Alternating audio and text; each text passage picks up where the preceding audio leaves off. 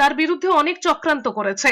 আরাবুল নওশাদকে একযোগে তোপ দেখে এমনই মন্তব্য করেছেন ভাঙড়ের বিধায়ক শওকত মোল্লা। শওকত বলেছেন, একজন আছেন হাফ প্যাসেঞ্জার। কোর্টের একটা রায় তিনি উজ্জীবিত হয়ে বলছেন তিনি ভাঙড়ের শেষ কথা। ভাঙড়ের জন্য যা কিছু করার সব তিনি করেছেন। তাহলে এই মঞ্চে যারা বসে আছে তারা কারা? এই মঞ্চে সমস্ত অঞ্চল সভাপতি, পঞ্চায়েত প্রধান, জেলা পরিষদের সদস্য, পঞ্চায়েত সমিতির সদস্যরা বসে আছে। তাহলে কি এরা কিছু করেনি দলের জন্য? সভামঞ্চ থেকে আইএসএফ বিধায়ক নওশাদ সিদ্দিকীকে আক্রমণ করে তিনি বলেছেন, আর একজন আছেন আইএসএফ এর দালাল। 15 বছরের বাচ্চা ছেলেদের হাতে গুলি, বোমা, বন্দুক তুলে দিয়েছেন, ভাঙড়কে অশান্ত করে দিয়েছেন। শওকত মোল্লার বক্তব্যের পাল্টা দিয়েছেন ভাঙড়ের আইএসএফ নেতা, জেলা পরিষদ সদস্য রাইনুর হক। তিনি বলেছেন, ভাঙড়ে যা কিছু অশান্তি সবই শওকত মোল্লার জন্য। সোনপুরে যে সভা হয়েছে তা পুরোপুরি ফ্লপ। আইএসএফ এর চামচাদের বলছি, বাঁচবেন না, রেহাই পাবেন না।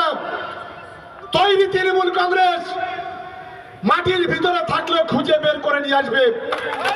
তিনটে বাচ্চা ছেলেকে কেন পুলিশের সামনে গুলি চালাতে দিয়েছিলেন? আমি প্রশ্ন করতে চাই নওশাদ সিদ্দিকীর মতো দালালকে। ফুরপুরা শরীফে বসে বসে 100 সেন্ট্রাল ফোর্স আছে, 100 পাঞ্জাব পুলিশ আছে, 250 বেঙ্গল পুলিশ। সেখানে আইএসএফ এর বাচ্চা ছেলেগুলোর হাতে গুলি, বোমা, বন্দুক তুলে দিয়ে পুলিশের বিরুদ্ধে গুলি চালিয়ে তিনটে ছেলেকে আজকের খুন হতে হলো, শহীদ হতে হলো। এই ভাঙড়ের মাটিতে দায় কে নেবে?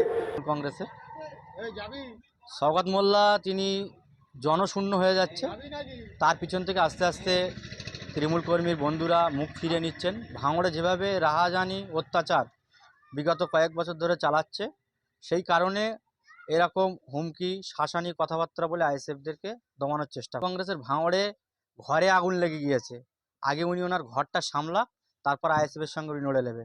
আইএসএফ সদা সর্বদাই প্রস্তুত আছে। 26-এর আগে 1 ইঞ্চি ভাঙড় থেকে মাটি তারা ছাড়ছে না।